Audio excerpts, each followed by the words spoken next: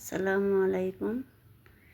আজকে আমি ছোলার ডাল ডিমের রেসিপি আপনাদের সাথে শেয়ার করব। আপনারা দেখতে থাকুন। প্রথমে ডাল সিদ্ধ করে নেব। এসে ডাল দিয়ে দিলাম, পানি দিয়ে দিলাম, নুন, হলুদ দিয়ে দিলাম,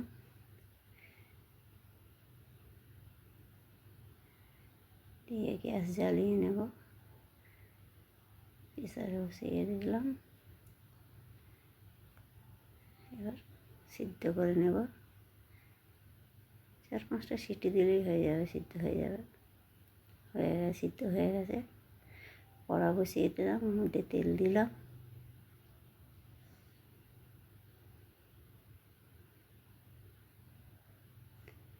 তেল গরম হয়ে গেছে।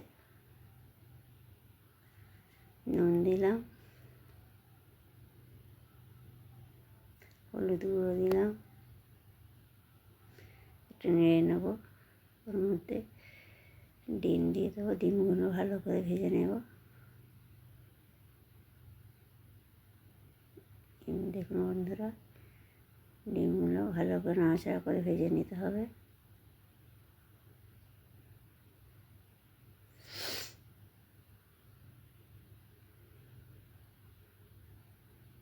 ডিম ভাজা হয়ে গেছে, উঠিয়ে নেব। এক এক করে উঠিয়ে নিলাম। ওর মধ্যে আবার তেল দেবো, পরিমাণ মতন তেল দিলাম।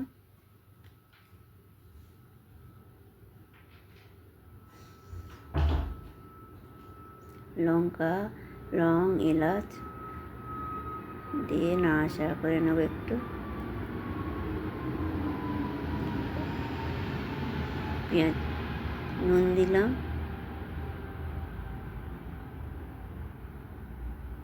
পেঁয়াজ কুচি দিলাম, তেজপাতা দিলাম, দিয়ে সবগুলো একটু ভাজা ভাজা করে নেব। বেশি ভাজতে হবে না, অল্প ব্রাউন কালার হয়ে গেলে এর মধ্যে এবার আদা রসুনের পেস্ট দেব। আদা রসুনের পেস্টটা 2 মিনিট কষে নেব, গন্ধটা চলে যাওয়া পর্যন্ত নাড়তে থাকবো। গন্ধ চলে গিয়েছে। নুন দিলাম, লঙ্কার গুঁড়ো,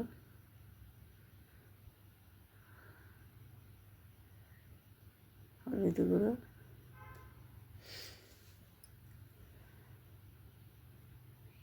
ধনে জিরে গুঁড়ো দিলাম, দিয়ে নাড়াচাড়া করব।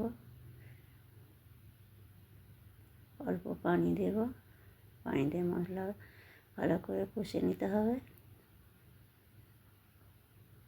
যতক্ষণ কষবো, তেল যতক্ষণ না ছেড়ে আসে ততক্ষণ কষতে থাকবো। অল্প করে পানি দেবো আর কষতে থাকবো।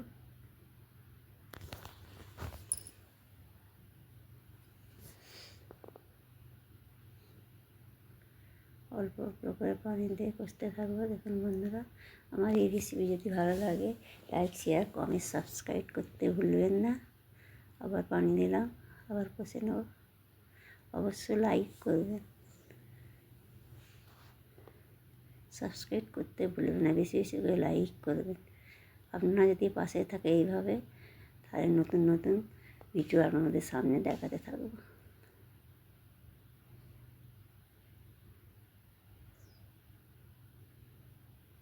আবার পানি দিলাম, দিয়ে এইভাবে কষতে থাকবো।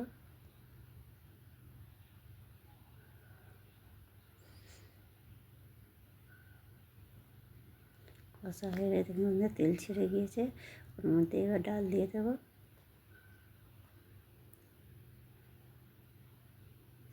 ডাল দিয়ে নাড়াচাড়া করতে থাকবো। ভালো করে ডালটা ওর মধ্যে কষিয়ে নিতে হবে। প্রেসার ধোয়া যাওয়ার পানিটা দিয়ে দিলাম,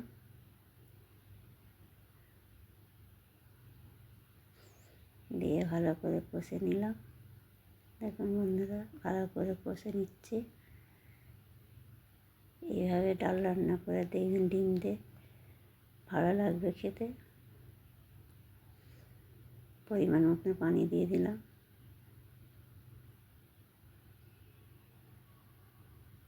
চেরা কাঁচা লঙ্কা দিলাম, চাপা দিয়ে দিলাম। এই ডালের রেসিপি রুটি, ভাত, পরোটা সব দিয়ে ভালো লাগবে খেতে। ওর মধ্যে ডিম দিয়ে দিলাম, ডিম দিয়ে ভালো করে নাড়াচাড়া করে নেব।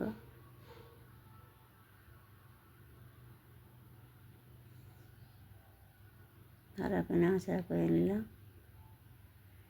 ওর মধ্যে ধনে পাতা কুচি দিয়ে দিলাম।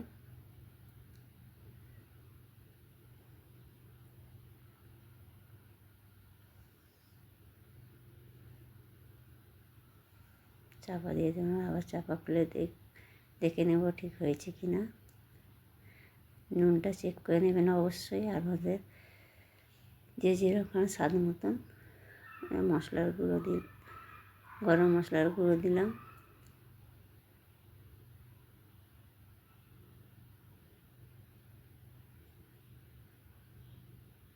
দিয়ে ভালো করে নেড়ে চেড়ে নিলাম।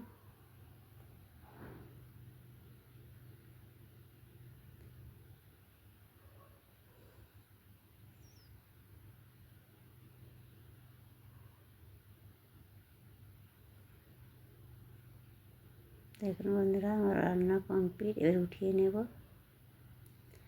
নিয়ে আপনাদের সাথে দেখাবো এবার কীরকম হয়েছে আমার এই রেসিপি। আপনারা বিশেষ করে লাইক, শেয়ার, কমেন্ট, সাবস্ক্রাইব করতে ভুলবেন না। দেখুন বন্ধুরা কীরকম হয়েছে, দেখতে থাকুন। কত সুন্দর হয়েছে দেখুন, খেতে খুব দুর্দান্ত লাগবে এইভাবে রান্না করলে।